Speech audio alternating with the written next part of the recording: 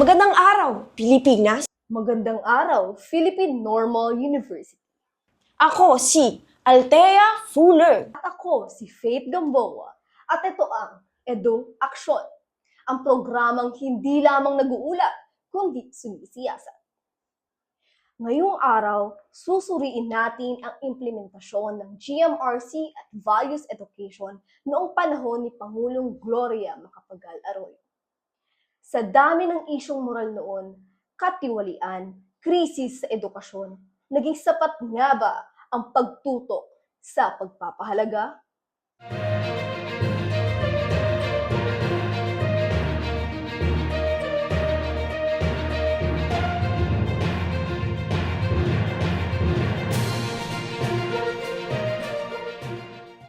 Noong 2001 hanggang 2010, isinulong ng administrasyon ni Arroyo ang ilang moral-based program kabilang ang Moral Renewal Program sa ilalim ng Administrative Order No. 255. Layunin nito na ibalik ang disiplina at integridad sa lipunan at sa gobyerno. Ipinapatupad ito kasabay ng mga aralin sa paaralan tungkol sa pagiging makadiyos, makabayan, makatao at makakalikasan. Gayun din, ipinapatupad ang peace education sa mga pampublikong paaralan sa pamamagitan ng Executive Order No. 570. Ngunit may nanatiling tanong, umabot ba ito sa silid-aralan o hanggang papel lamang? Tama ka dyan. Ayon sa mga guro at eksperto, bagamat maganda ang layunin ng mga programa, may mga paaralan na kulang sa kagamitan, training at suporta. Isinama ang values education sa makabayan. Ngunit nga maraming saklaw ito, hindi na kadalasan nagbibigyan pansin ang pagtuturo ng GMRC.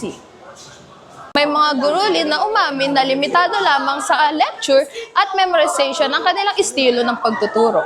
Halagang moral na dapat na ipadama kundi na isaulo lamang.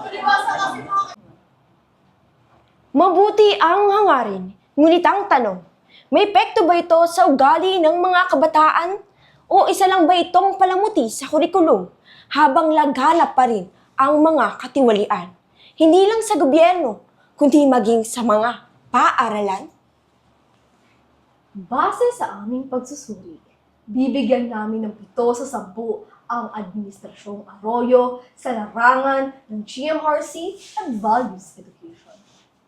May malinaw na pulisiya, may programang inilunsad, pero kulang sa aktwal na pagpapatupad.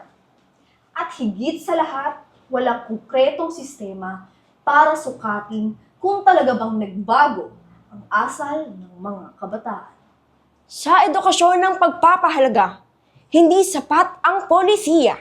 Kailangan ng tunay na implementasyon mula sa loob ng silid-aralan hanggang sa mismong ugali ng liderato.